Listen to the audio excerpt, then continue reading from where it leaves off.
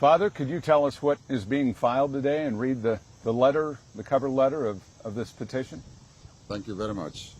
Of course, my name is Reverend Father Dr. Augustine Odimegwa.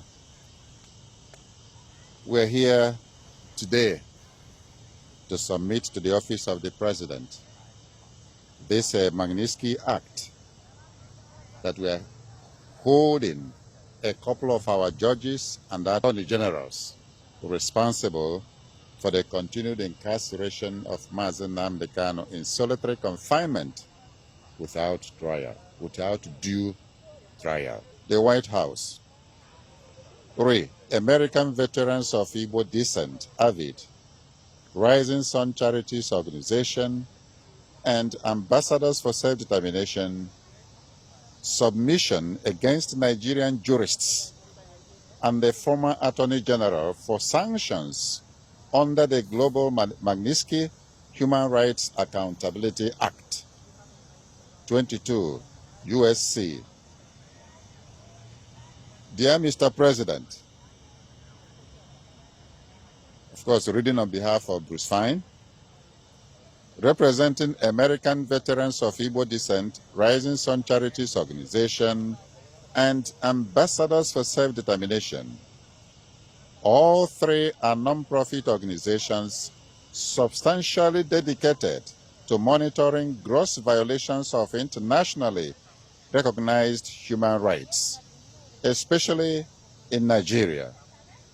Pursuant to the Global Magnitsky Human Rights Accountability Act,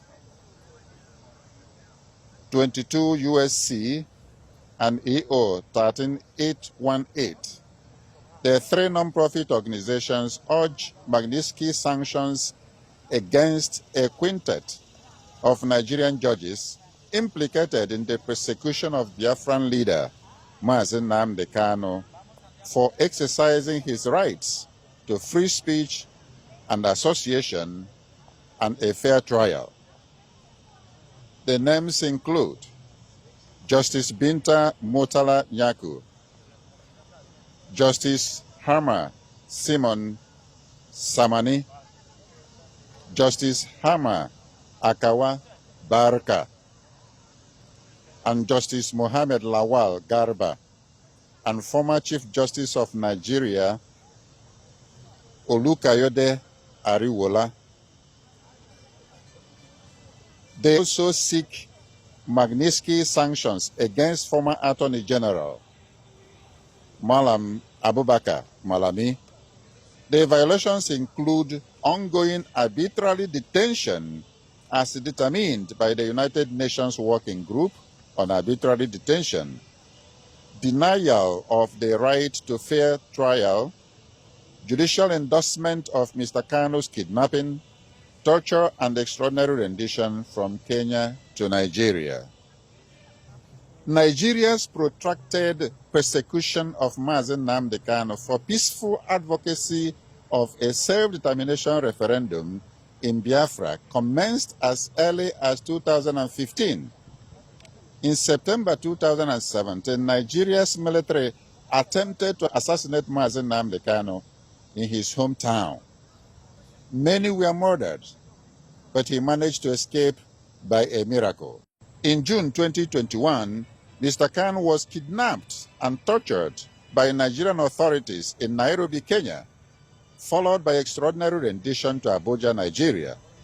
He has been detained in solitary confinement without trial and without proper access to lawyers ever since.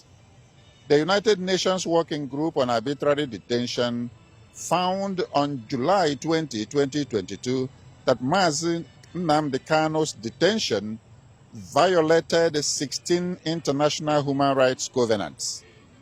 It ordered his immediate and unconditional release and the reparations paid.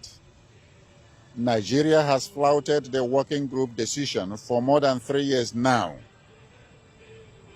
On October 26, 2022, the Federal High Court Umuahia declared Mr. Kano extraordinary rendition unlawful and unconstitutional and awarded damages to him. On December 15, 2023, the Supreme Court of Nigeria, while acknowledging the Nigerian government's extraordinary rendition of Nnamdi K as criminal, nevertheless decreed that the fruits of its crime, his detention and persecution, were legal. Bruce, could you tell us about the severity of the violations of justice? I mean, just how gross of an injustice is this, and where did they go off the rails in regards to how they treat Nnamdi K? Well, a few pages of history often speaks volumes of logic here. The persecution really began even before the more recent kidnapping and torture in 2021. As far back as September in 2017, there's attempted assassination through the military to kill Nnamdi and his family and friends. Nnamdi escaped by a miracle. His friends, many of them were killed. And all of this is in violation of the international human right to seek self-determination. Indeed, that right was announced almost 250 years ago in our American Declaration of Independence. The right to government by the consent of the governed. A right that every group enjoys around the world. It wasn't limited to the United States. And the fact is that the Biafrans never joined Nigeria. They were forced at the point of machine guns by the British in 1914 to amalgamate with other portions of Nigeria. But there wasn't any vote, and so there's no need to secede from an organization you never joined. And Nnamdi K has been persecuted mercilessly by the Nigerian government for seeking to defend this right. Now, if we want to compare the persecution with others, Nelson Mandela is a nice benchmark. If you read his memoirs, on Robben Island when he was detained, he lived in a paradise compared to Nnamdi K. He wasn't in solitary confinement. He actually taught and learned from universities with other inmates there. They had games. There wasn't anything like solitary confinement. He had access to lawyers. Nnamdi K does not. He doesn't even have access to me. I've been 6 times. They say, no, Mr. Fine, you can't visit with him. Even the persons who visit with him, they can't take in any pencils, no papers. Everything is recorded. Everything is videoed. There's no privacy whatsoever. So again, if we want to take a comparison with Nelson Mandela, who ended up being not only a Nobel Peace Prize winner, but an international hero, he suffered far more grotesquely. And it's continuing to this very day after 4 years.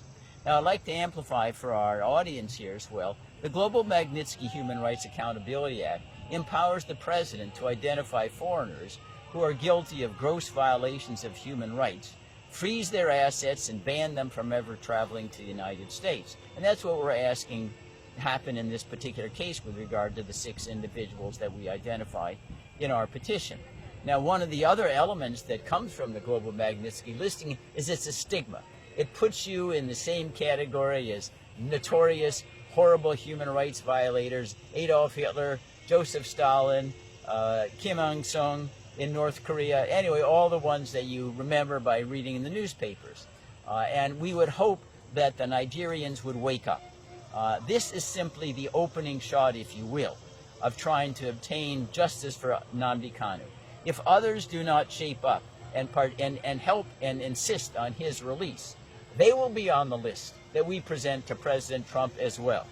And that ought to be a message that goes out to everyone in Nigeria who's been involved in this complete travesty of justice against Nnamdi K.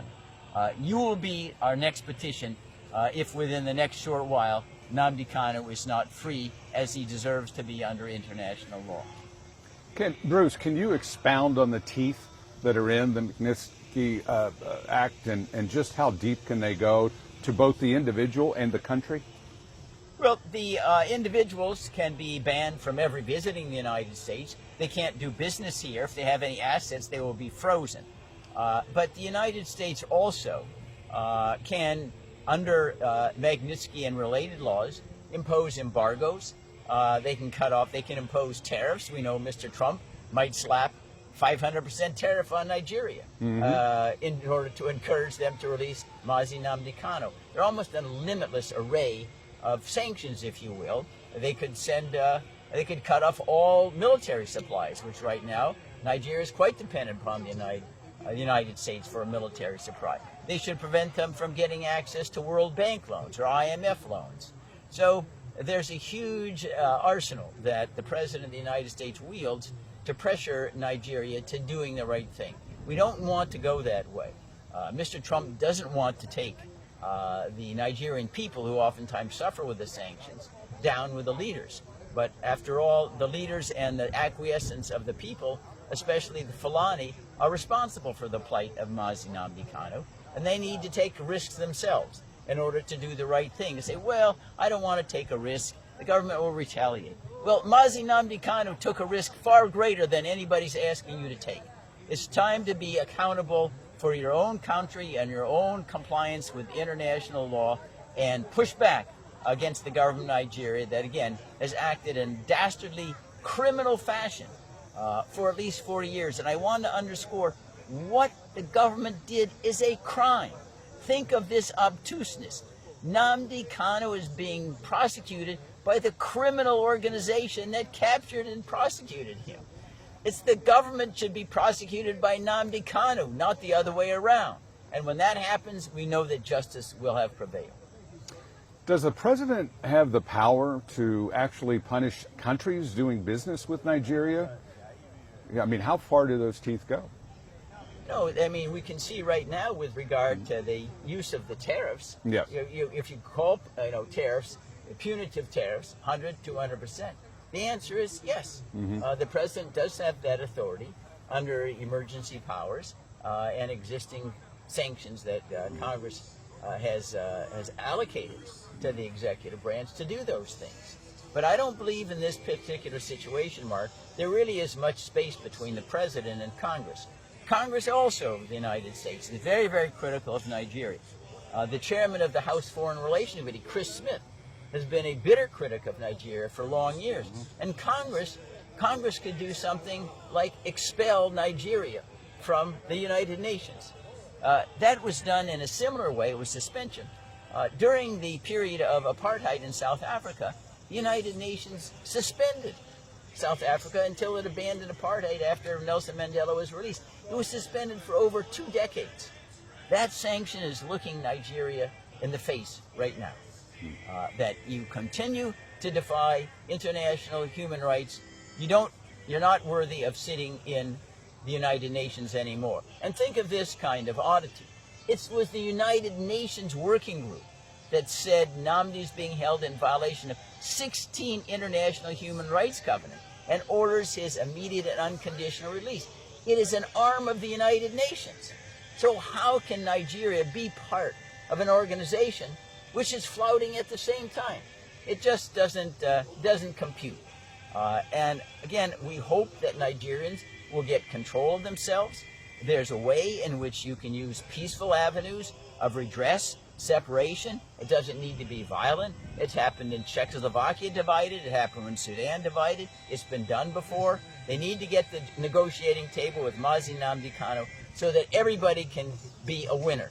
If it's not, we risk everybody being a loser. As an attorney, one last thing. Bruce, if you could expound on the difference of how they captured Mazi Nnamdi Kanu. Was it more of an arrest or a kidnapping? No, this was a kidnapping out and out. He's driving to the airport in Nairobi. They kidnap him, take him to secret premises, torture him for 8 days, then stick him in a private plane to go back to Abuja. That is kidnapping by any other name. Moreover, the Nigerian courts themselves have acknowledged the kidnapping but said, well, it doesn't really matter. You can prosecute the fruits of your kidnapping, which runs contrary to all law. That is, a fundamental rule from the beginning of time is you shouldn't let crime pay. Well, what's happened here is the Nigerian courts has told the government, you can make crime pay. You can engage in crime to capture somebody and then keep them and prosecute them and put them in prison. That really turns justice upside down. Yeah. What is the maximum that is allowed for solitary confinement, and then we can talk about what's happening here. Well, it's very limited. Solitary confinement, in case of emergent circumstances, might be necessary when you have an uprising and you need to isolate someone temporarily to quell some kind of rebellion or insurrection. But beyond that, solitary confinement is absolutely prohibited. In the United States, it's generally prohibited with regard to our own prisoners. Why would you need solitary confinement? And then there was a risk that he's going to foment rebellion with other inmates, but there's none of that here whatsoever. And moreover, there was never 1 second where Nnamdi K was outside of solitary confinement. That is, there was never any evidence that putting him in inmates that were in regular operation of a prison system would create any problem whatsoever. They stuck him in there for a simple reason. They wanted to make sure his influence, his valor did not rub off on anybody else. That's all it was. And it's clearly another reason why he's being detained in violation of international human rights covenants. And again, I want to go back to Nelson Mandela, because he's kind of the benchmark for what was supposed to be a horrible, horrible treatment. He lived in paradise compared to Nnamdi K. He was not in solitary confinement. He took courses online, he taught courses online and with other inmates, and engaged in sporting activities. All of that being denied to Nnamdi. Is it true that solitary confinement, if used, is limited to a certain period of time, and what is that time? Well, the time is where it's necessary. If you have some kind of uprising, you'd say, we need to put people in solitary confinement because they've been engaged in, say, internecine warfare, they're killing each other, they're hurting each other. Yeah. So it's like if you have two kids, brothers, sisters, they're fighting each other, okay, you Yeah. stick them in their separate rooms for a certain period, they cool off. I and heard back 15 up. days was the maximum. Yeah. That was Well, allowed by I don't know whether there's humanitarian arbitrary. standards. 15 days could be too long, depending upon Yeah. the circumstances, where somebody is in need of emergent care. Yeah. No, 15 Yeah. days could be too long. It's about all the Okay. circumstances, but 15 days is a benchmark. Yes. All right. Could you tell us about his health? On the one side, physically, I've heard horrible things, but psychologically, how is he doing? And then if you could expound on physically how he's doing. Yeah, Mark, thank you so much for that question. I just came back from Abuja. I was there visiting him on almost 3 times a week on daily basis. His health is failing, and he needs immediate medical attention. But I want to say this to my brothers and sisters over there. Nnamdi K is not your problem. If anything, he's the solution. So the people that think that they are benefiting from keeping him and try to kill him, basically that's what it is, just like Father just said and Bruce said. You can't keep somebody for that long. It's just God that is holding on to his health. They need to give him the best medical attention, fly him out to maybe United States Yes. to be checked out and make sure that he's alive. His That life is something they need to do. Nobody should be begging them for that. They have not achieved anything by keeping him there. If anything, things have deteriorated in the southeast region. Things were not so 4 years ago. For the hatred of the late president had on the Igbos should not be extended. The elites of the Fulanis need to come together and know that this thing that they're having against the Igbos need to stop. My name is Dr. Ozo Eric Chukwu, member of AVID, American Veteran of Igbo Descent. I am addressing the issue where Kenyan government that helped Nigeria kidnap Nnamdi K has agreed to their error, and they have awarded him token reparation for what they did, and they have asked Nigeria to unconditionally release him. So if Kenya that helped them now understand that they made a mistake, Nigeria has no footing to continue to keep Nnamdi K under detention and inhuman torture and punishment. This document contains the details of all the atrocities committed by these judges.